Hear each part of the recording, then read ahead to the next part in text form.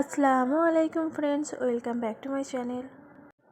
তো আজ আমি দারুণ মজার একটি রেসিপি নিয়ে চলে এসেছি। এই নাস্তাটি চায়ের সাথে অথবা এমনি খেতে দারুণ লাগবে। মজার একটি চায়ের নাস্তা শুধুমাত্র 1 কাপ ময়দা দিয়েই তৈরি করা যাবে। তো চলুন দেখে নিই।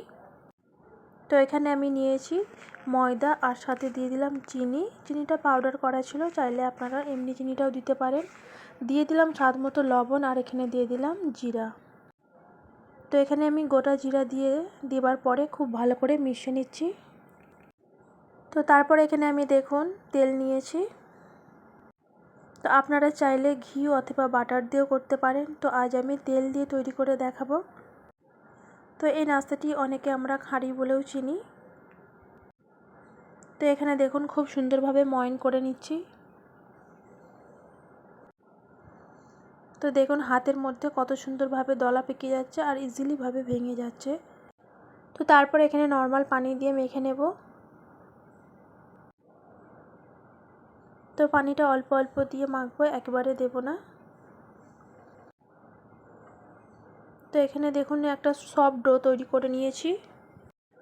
তো 10 মিনিটের জন্য ঢাকা দিয়ে রেখে দেব। তারপরে এখানে দেখুন আমি একটা মিশ্রণ তৈরি করে নেব। তার জন্য এখানে আমি নিয়ে নিচ্ছি 2 থেকে 3 চা চামচ মতো কর্নফ্লাওয়ার আর সাথে দিয়ে দেবো 1 চা চামচ মতো ময়দা। তো এটা আমি তেল দিয়েই করছি, অথবা আপনারা চাইলে ঘি অথবা বাটার দিয়ে তৈরি করতে পারেন। তো আমি তেল দিয়ে সম্পূর্ণ নাস্তাটি তৈরি করব। তো অল্প অল্প তেল দিয়ে একটি সুন্দর ব্যাটার তৈরি করে নেব। তো এখানে দেখুন মেশাতে মেশাতে একেবারে ক্রিমের মতো তৈরি হয়ে গেছে। তো এটা সাইডে রেখে দিলাম। তারপরে এখানে দেখুন ময়দাটা খুব সুন্দরভাবে সেট হয়ে গেছে। তো আরও একবার ভালো করে মেখে নেব। তো হাতে করে একটু চ্যাপটা করে নিলাম, এতে করে বেলার সুবিধা হবে। তো শুকনো ময়দা ছিটিয়ে এবারে আমি রুটির মতো করে বেলে নেব।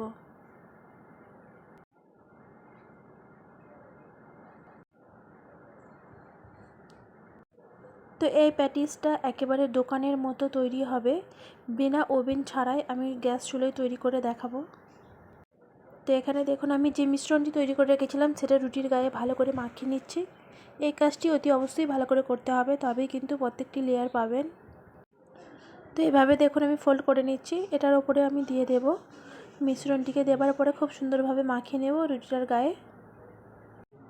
তো এই সাইড থেকেও সেমভাবে করে নেব, আপনারা দেখলেই বুঝতে পারবেন। আর ভিডিওটি সম্পূর্ণ দেখুন, স্কিপ না করলেই বুঝতে পারবেন যে আমি কিভাবে বানাচ্ছি। আর এই প্যাটিসটা একেবারে দোকানের মতো খাস্তা হবে, আপনারা চাইলে এটা অনেক দিন মতো সংরক্ষণ করে রাখতে পারবেন। তো এইভাবে আমি 2 বার মতো করে নেব। তো আবারও শুকনো ময়দা দিয়ে রুটির মতো করে বেলে নেব। তো এই কাজটি যত ভালো করে করা হবে ততটাই সুন্দর হবে আর ততটাই ক্রিসপি মুচমুচেভাবে তৈরি হবে। আর প্রত্যেকটি লেয়ার আপনারা দেখলেই বুঝতে পারবেন। তো এখানে দেখুন বেলা হয়ে গেছে, সেমভাবে আবারও এই কাজটি করে নিতে হবে। ব্যাটারটা পুরো রুটির গায়ে মাখিয়ে নেবার পরে ওই সেমভাবে আবারও ফোল্ড করে নিলাম।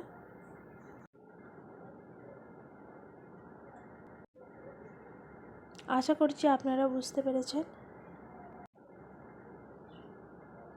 যে বানাতে পারবে না এই রেসিপিটা দেখলে সেও বানিয়ে নিতে পারবে একেবারে ইজিভাবে। তো এখানে আমি দেখুন খুব বড় করে একটা রুটি তৈরি করে নিয়েছি। তো এবারে আমি 4-5টা কেটে নেব। তো 4-5টা কেটে নিয়ে সমান করে নিচ্ছি।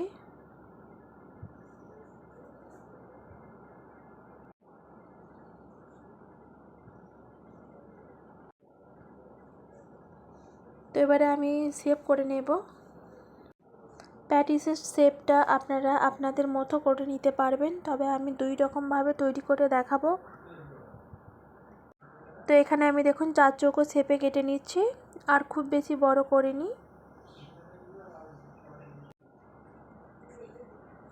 তো এখানে দেখুন আমি 2 রকম করে তৈরি করব আর 2 রকমভাবে ভেজে দেখাবো। তো এখানে আমি প্রথমে একটু পানি দিয়ে দিলাম আর 2 পাশ থেকে দেখুন টিপে নিচ্ছি। তাহলে কি হবে, এই প্যাটিসটা ভাজার সময় দেখবেন খুলে যাবে না। তো এইভাবে আমি তৈরি করে নিচ্ছি আর বাকিগুলো 4 চৌকো মতো করে রেখেছি। 2 রকমই ভাজা আমি আপনাদের সাথে শেয়ার করব। আশা করছি আমার এই রেসিপিটা আপনাদের একটু হলেও ভালো লাগবে। তো তেলটা হালকা গরম হয়ে যাবার পরে দেখুন আমি নাস্তাগুলো দিয়ে দিলাম। দেবার সাথে সাথে দেখুন কতটা সুন্দর লেয়ার ছাড়তে শুরু করে দিয়েছে।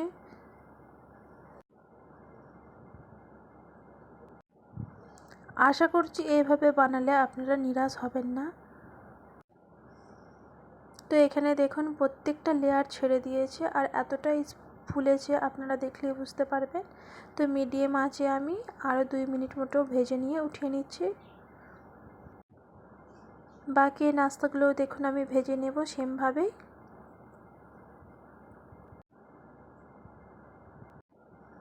আর এই নাস্তাটি ভাজার সময় গ্যাসের ফ্লেমটাকে আস্তে করে দিয়ে ভাজবেন। এখানেও দেখুন কতটা সুন্দরভাবে ফুলে গেছে আর কতটা সুন্দরভাবে লেয়ারগুলো দেখা যাচ্ছে।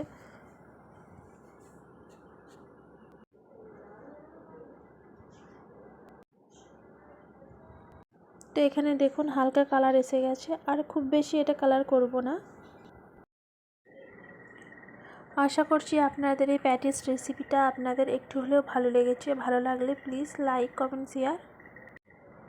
আর যদি বেশি ভালো লেগে থাকে তাহলে চ্যানেলটিকে সাবস্ক্রাইব করে বেল আইকনটি অবশ্যই প্রেস করে রাখবেন।